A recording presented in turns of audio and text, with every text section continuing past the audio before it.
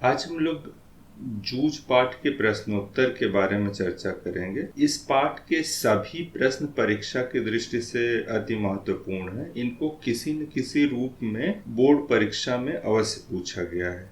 तो नमस्कार मित्रों, मैं हूं रजत कुमार, आप सभी का स्वागत करता हूं। आइए शुरू करते हैं। पहला प्रश्न है, जूझ शीर्षक के औचित्य पर विचार करते हुए यह स्पष्ट करें कि क्या यह शीर्षक कथानायक की किसी केंद्रीय चारित्रिक विशेषता को उजागर करता है। जूझ शब्द का क्या अर्थ होता है? जूझ का मतलब है संघर्ष, चाहे वह अपने अधिकारों के लिए या लक्ष्य की प्राप्ति के लिए संघर्ष कर रहे हैं, यह जूझ है। कथानायक, जब कथानायक शब्द बोला जा रहा है तो आप आनंद को भी मान सकते हैं, कहीं कहीं इसी के लिए लेखक शब्द उपयोग किया गया है। तो कथानायक हमेशा अपने अधिकारों के लिए संघर्षशील रहता है। किन किन परिस्थितियों में ऐसा देखा गया? विद्यालय में पुनः जाने के लिए, आपने देखा कि विद्यालय में पुनः जाने के लिए वो अपने माँ से सिफारिश करता है, माँ से कहता है कि दत्ताजी राव से किसी तरह से पिताजी को समझाने के लिए कहो। इसके बाद दत्ताजी राव को भी अपनी समस्याएं बताता है। वह घर के काम करते हुए विद्यालय भी जाता है, ये सारी चीज़ें। और इसके बाद कक्षा में पहुंचने के बाद उसको लगता है कि इससे अच्छा तो खेती के काम ही थे, क्योंकि वहाँ पर वह अपमानित होता है, परेशान किया जाता है। लेकिन अपने प्रयासों से, अपने मेहनत से वह फिर अच्छे स्थान पर पहुंच जाता है, यानी वह उतना ही सम्मान प्राप्त करने लग जाता है जितना कक्षा का मॉनिटर प्राप्त करता है।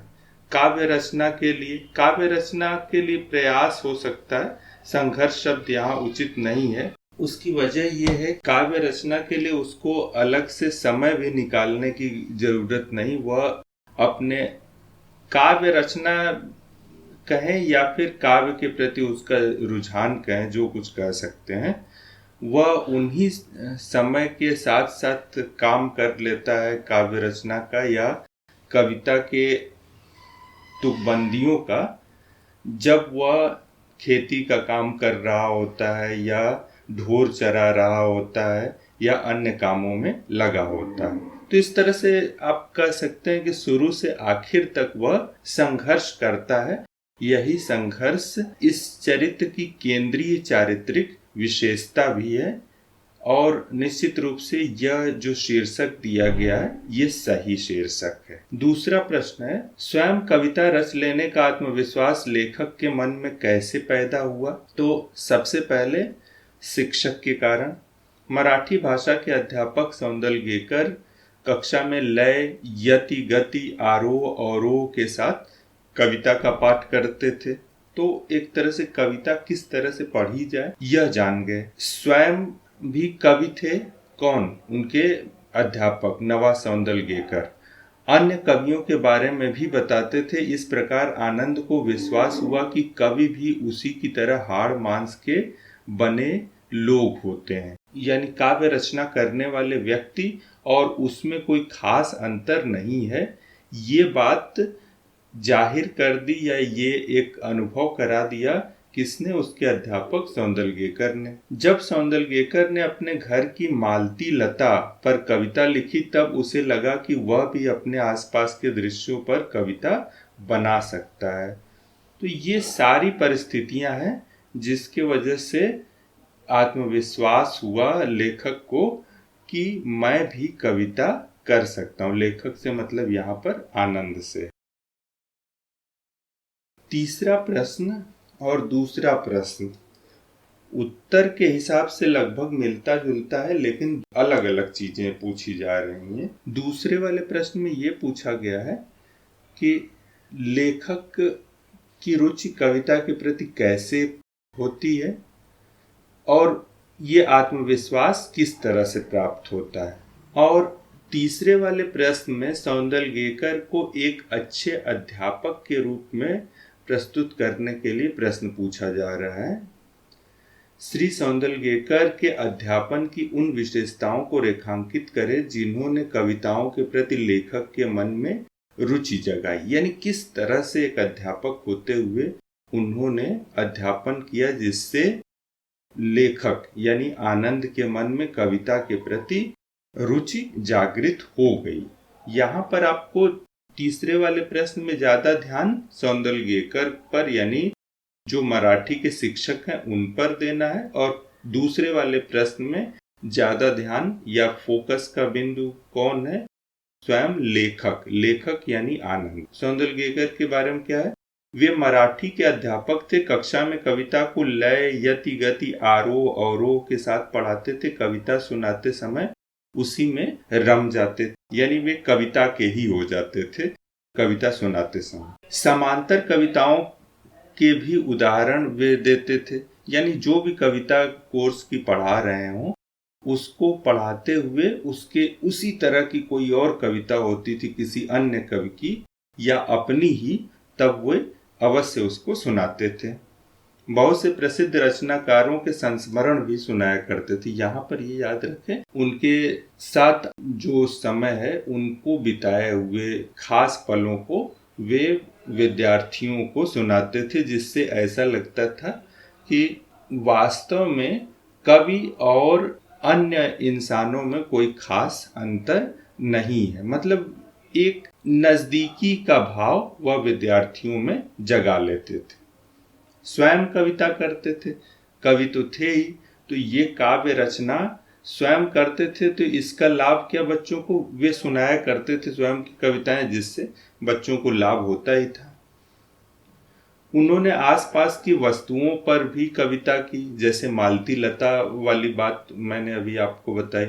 आनंद को, अब ये आनंद से मतलब जो भी शिष्य या जो भी छात्र छात्रा पढ़ना चाहे उसकी बात कर सकते हैं आप, कि अपने विद्यार्थियों को पर्याप्त अवसर देते थे, प्रोत्साहित करते थे और आगे बढ़ने के लिए हमेशा उत्साह भरते रहते थे। प्रश्न संख्या 4, कविता के प्रति लगाव से पहले और उसके बाद अकेलेपन के प्रति लेखक की धारणा में क्या बदलाव आया? तो ये जो पहला वाला हिस्सा है, ये कविता के प्रति लगाव होने से पहले की बातें इसमें कही गई हैं। क्या? पहले तो ढोर यानी पशुओं को चराते हुए, पानी लगाते हुए या अन्य काम करते हुए आनंद चाहता था कि कोई न कोई साथ रहे, उससे गपशप हंसी मजाक होती रहे। समय बिताने के लिए कोई न कोई साथ में होना चाहिए। ये कब की स्थिति है? जब कविता से कोई लगाव नहीं था। यद्यपि कि एक अच्छे छात्र का बीज वपन उसके अंदर बहुत पहले से हो चुका था, इस बात का ध्यान आप अवश्य रखेंगे। और जब कविता से लगाव हो गया, स्वयं तुकबंदी करने लगा, बहुत सी कविताएं दूसरे कवियों की पढ़ने लगा, अपने स्वयं के मराठी शिक्षक सौंदलगेकर की कविताओं को सुनाने लग गया, तब क्या हुआ? अब उसे ऊब नहीं हो, बल्कि अकेले रहना अच्छा लगने लगा। अकेले रहना अच्छा क्यों लगने लगा? क्योंकि गाने के लिए पर्याप्त अवसर चाहिए, वह अपने मन से खुल के गा सके, थुई थुई करके नाच सके, अभिनय कर सके। ये सारी चीजें कम से कम लोग रहेंगे या लोग नहीं रहेंगे तभी संभव है। तो कविता से लगाव से पहले ये था कि कोई न कोई साथ में होना चाहिए, और बाद में ये हुआ कि अकेले रहना ही ज्यादा अच्छा लगने लगा। तो कविता का ये प्रभाव था, एक तरह से कह सकते हैं। 5वां प्रश्न, आपके ख्याल से पढ़ाई लिखाई के संबंध में लेखक और दत्ताजी राव का रवैया सही था या लेखक के पिता का? तर्क सहित उत्तर दें। एक चीज आपके दिमाग में हमेशा होनी चाहिए कि दत्ताजी राव और लेखक का क्या रवैया था, इस बारे में जान लीजिए। लेखक तो स्वयं चाहता था कि पढ़े, यानी पढ़ाई को वह तरजीह दे रहा था। सोचिए, कक्षा 5 का विद्यार्थी था, या उम्र के हिसाब से आप कक्षा 6 का कह सकते हैं। कक्षा 6 का विद्यार्थी था उस समय लेखक। उसे पता था कि अगर दत्ताजी राव मेरे पिताजी को समझाएंगे तो निश्चित रूप से पिताजी मान जाएंगे। तो उसे दत्ताजी राव की सोच के बारे में अवश्य मालूम रहा। दोनों चाहते थे, लेखक और दत्ताजी राव चाहते थे कि लेखक की शिक्षा यानी आनंद की शिक्षा दीक्षा चलती रहे। और लेखक के पिता का क्या रवैया था? लेखक का पिता स्वयं के ऐश के लिए अपने ही बेटे की पढ़ाई छुड़वा दिया। आप सोच सकते हैं वो किस तरह की सोच का व्यक्ति रहा होगा। इन बिंदुओं को मैं एक बार पढ़ देता हूँ। मेरे ख्याल से लेखक और दत्ताजी राव का रवैया बिल्कुल सही था। दत्ताजी राव का इसमें कोई स्वार्थ नहीं था, यानी लेखक पढ़े, आनंद पढ़े, इसमें उनका कौन सा स्वार्थ हो सकता है।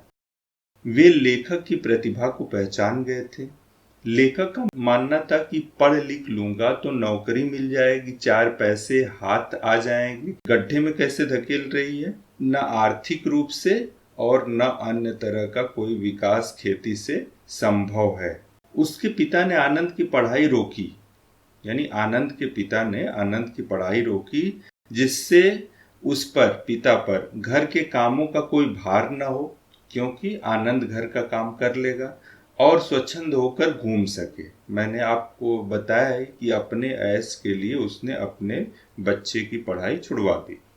एक पिता की जिम्मेदारी वह बिल्कुल भी नहीं निभा रहा। तो इस तरह से हम कह सकते हैं कि दत्ताजी राव और लेखक का जो रवैया था ये बिल्कुल उचित। 6वां प्रश्न, दत्ताजी राव से पिता पर दबाव डलवाने के लिए लेखक और उसकी मां को एक झूठ का सहारा लेना पड़ा। कौन सा झूठ? उन्होंने कहा कि दत्ताजी राव ने बुलाया हुआ है और इससे पहले दत्ताजी राव से मिल करके भी आए थे। बुलाया था ये तो बात सही थी, लेकिन लेखक की मां ने कारण नहीं बताया था, वह एक योजना के अंतर्गत पूरा हुआ, तो ये एक झूठ ही है।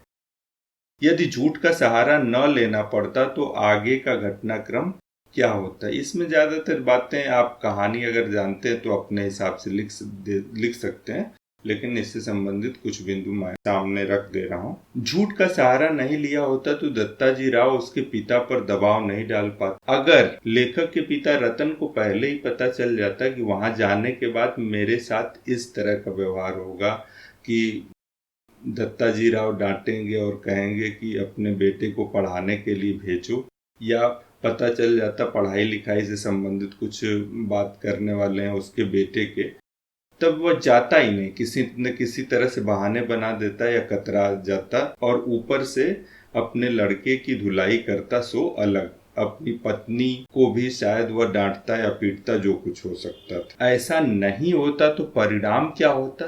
परिणाम यह होता कि आनंद पढ़ाई में फिर से नहीं लग पाता, वह खेती बाड़ी में लगा रहता और अंत में मैंने ये बात लिख दी है, ये कोई खास महत्व की नहीं है लेकिन आपके पढ़ने के लिए सही है। कह सकते हैं कि वह लेखक नहीं बन पाता और इस प्रेरक कथा से हम वंचित रह जाते।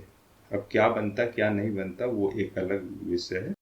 एक बार फिर से मैं आपको याद दिला दूं कि ये प्रश्न संख्या 3 कई तरह से और कई बार पूछा गया है। यद्यपि कि सारे प्रश्न सीबीएसई एग्जाम में पूछे गए हैं, लेकिन सबसे महत्वपूर्ण ये तीसरा वाला प्रश्न है। आप सभी का बहुत बहुत धन्यवाद।